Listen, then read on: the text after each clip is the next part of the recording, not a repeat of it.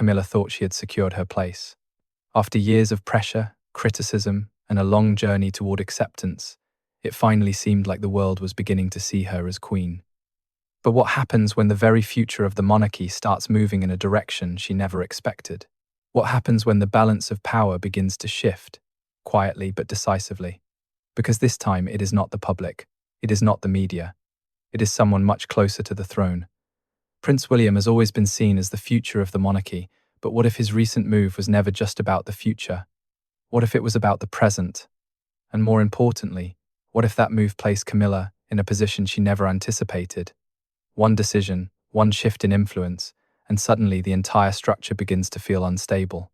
So the real question is this: how did a single move from William manage to create such a powerful reaction that it is now being described as a turning point inside the royal family?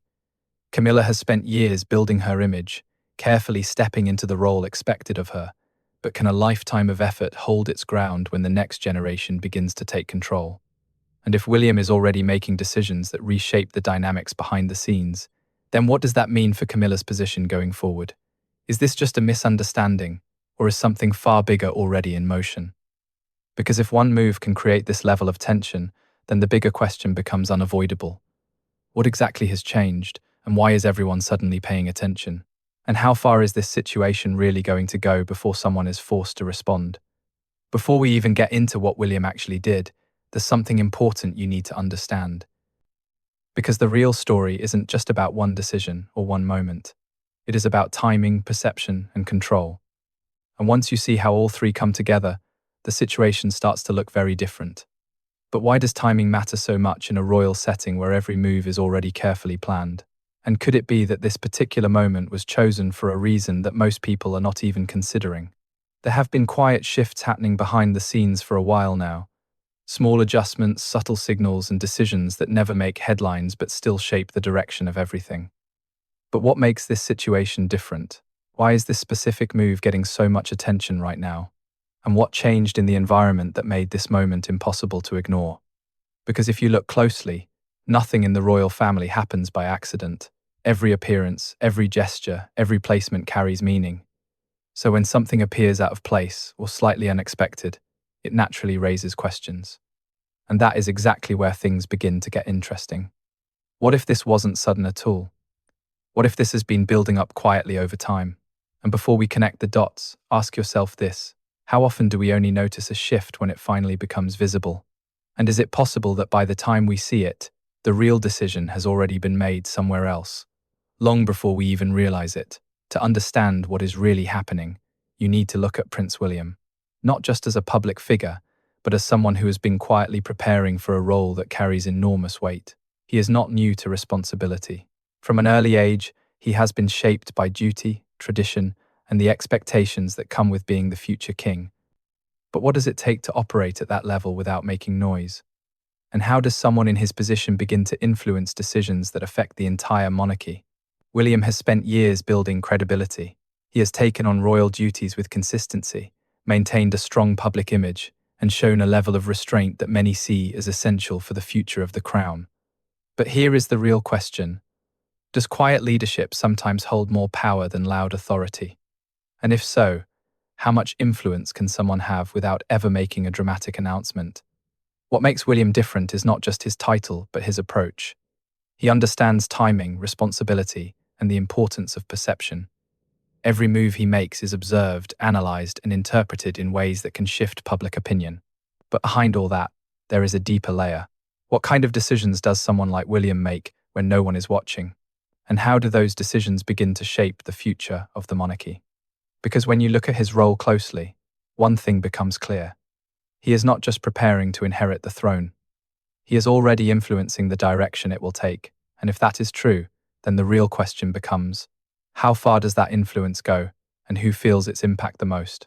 Prince William's journey is not just about duty, it is also about loss, resilience, and the weight of responsibility carried behind closed doors.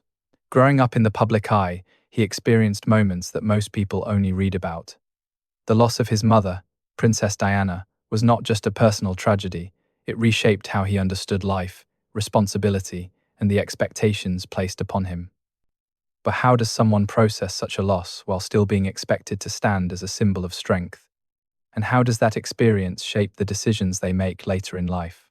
Over the years, William has shown a quieter side, one that focuses on family, stability, and long-term thinking. His marriage to Catherine, the Princess of Wales, has often been seen as a grounding force in his life. Together, they have built a family that represents continuity and hope for the future. But what does it mean to balance personal life with public duty at such a high level? And can emotional strength influence decisions that go far beyond family? There is also Catherine's own journey. Her resilience through health challenges and her ability to maintain grace under pressure has made her a deeply respected figure. When two people share such experiences, how much do their perspectives begin to shape each other? And could this shared strength be influencing the decisions William is making today?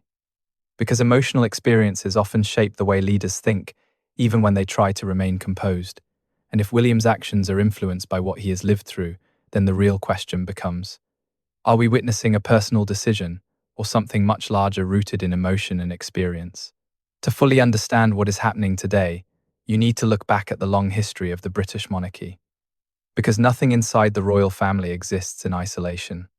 Every role, every relationship, and every decision is connected to centuries of tradition, power shifts, and carefully maintained balance. But how often do we stop and ask, how much of today's tension is actually shaped by the past? The monarchy has always been built on structure and hierarchy. From the early days of kings and queens, power was never just about ruling.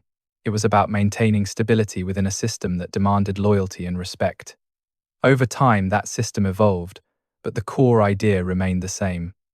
Each member of the royal family has a defined role, and stepping outside that role can create tension. So when something appears to challenge that structure, the question naturally becomes, is history repeating itself in a new form? There have been moments in the past where internal decisions have reshaped the direction of the monarchy. From succession disputes to changes in public perception, the royal family has always adapted to survive. But adaptation often comes with resistance, and when a new generation begins to assert influence, it raises an important question. How does tradition respond to change? Prince William stands at the intersection of that history and the future. He represents continuity, but also evolution. And when someone in his position begins to make moves that feel different from what came before, it forces the institution to respond. But how much change can the monarchy actually handle before it starts to feel different to the people watching it? Because history is not just something that happened in the past. It is something that continues to shape every decision being made today. And the real question is, are we seeing the beginning of a new chapter, or just another turning point in a long, ongoing story? Now we come to the part that changes everything. Because once you place William in the center of this situation, a clear contrast begins to form. On one side, you have Camilla, who represents the present structure of the monarchy. On the other side, you have William, who represents the future. But what happens when the present and the future start to move in different directions? And more importantly, what happens when that difference becomes impossible to ignore? Camilla has worked to establish her role, carefully building acceptance over time and stepping into responsibilities that come with being queen. But roles inside the monarchy are not just about titles, they are about influence, perception, and position. So when William begins to act in a way that subtly shifts attention, it raises an important question. Is this just routine progression, or is there something deeper at play? Because influence inside the royal family is not always direct. Sometimes it shows up in small decisions, subtle preferences, and quiet signals that others understand immediately. And when those signals begin to favor one direction over another, it naturally creates tension. So the real question becomes, who is actually steering the direction right now, and how visible is that influence to those outside the palace? And here is where the situation becomes even more complex. If Camilla represents the current authority and William represents what comes next, then any shift in balance between them is not just personal, it is structural. But how does an institution respond when two timelines begin to overlap in a way that feels uncertain? Because at its core, this is not just about individuals. It is about control, legacy, and the future of the monarchy itself. And once that balance starts to shift, the question becomes unavoidable. Who is really in control of what happens next? Symbolism plays a powerful role in this story, because in the royal world, nothing is ever just what it appears to be. Every gesture, Every appearance and every choice carries meaning that goes beyond the surface. But how often do we actually pause and ask ourselves, what is being communicated without being said? Take William's position, for example. As the future king, his actions are not just personal decisions, they are signals. And when those signals begin to align with a certain direction, people start to read between the lines. Is it possible that even a small shift in behavior can represent a much larger message about the future of the monarchy? And if so, who is that message really meant for? Then there is Camilla. Her role is not just defined by her title, but also by the symbols attached to it. The crown she represents, the duties she carries, and the image she projects all contribute to a larger narrative. But what happens when those symbols begin to feel less secure? And can symbolism itself create pressure within an already delicate balance? Even the smallest details matter. A seating arrangement, a public appearance, or even who stands where can carry meaning that extends far beyond the moment. And when William's presence begins to shift the focus, it naturally raises a deeper question. Is this just coincidence, or is something being carefully communicated through these choices? Because in the monarchy, symbolism is not accidental, it is intentional. It shapes perception, influences opinion, and reinforces authority. But when two powerful symbols begin to overlap, it creates a subtle tension that cannot easily be ignored. So the real question becomes, what is being symbolized here?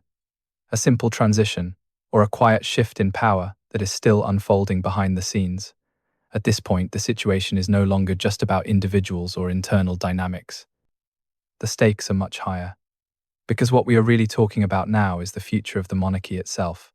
And when the future of an entire institution is in question, every move becomes more important, every decision more critical, and every signal more powerful.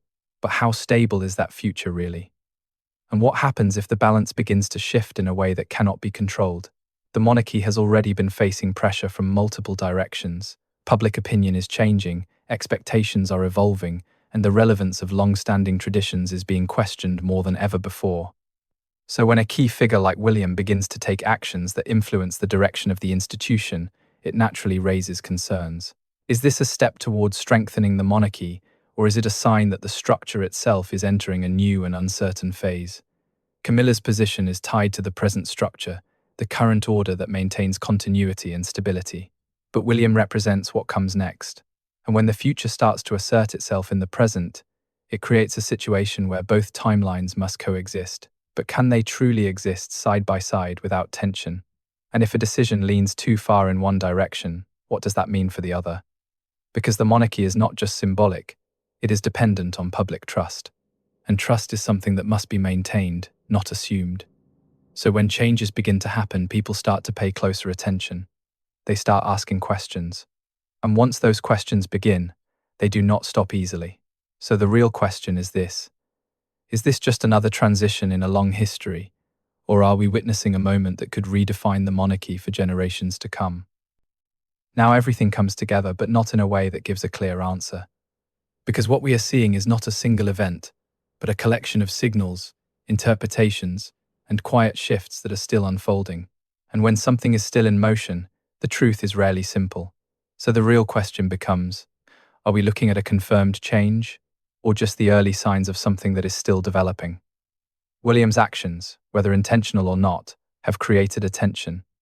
And a tension inside the royal family is never without meaning. But does a tension automatically mean conflict?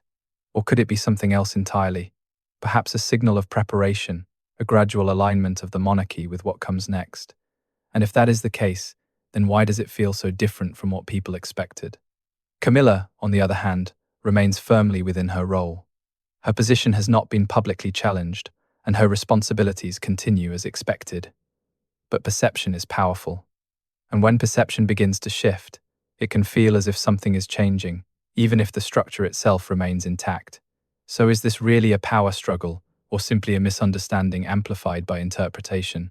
The truth is, from the outside, it is impossible to see the full picture.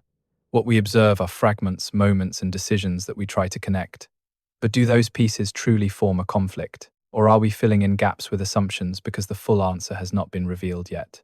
And maybe that is where the real tension lies. Not in a confirmed outcome, but in the uncertainty itself. Because as long as things remain unspoken, the question stays alive. So the only question left is this: what is really happening behind the scenes? And will the truth ever fully come to light? So where does this leave us? Because after everything we've looked at, one thing becomes clear. This story is still unfolding. There are signals, interpretations, and strong opinions, but no official confirmation that tells us the full truth. And in situations like this, the silence can be just as powerful as any statement. But what does that silence really mean? Is it protection, strategy, or simply the natural way the monarchy handles sensitive matters? Prince William continues to represent the future, while Camilla represents the present. But when both timelines appear active at the same time, how should we understand the direction things are moving in? Is this a smooth transition that we are only beginning to notice, or is there something deeper that has yet to be revealed? And if there is, how long before it becomes visible to everyone? Because in the end, the monarchy has always been about perception as much as reality.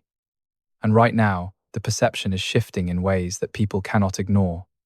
But does that mean change is already happening, or are we simply watching the early stages of something that will take years to fully understand? So here's the question for you. Do you think this is the beginning of a new era for the monarchy, or just another moment in its long and complex history?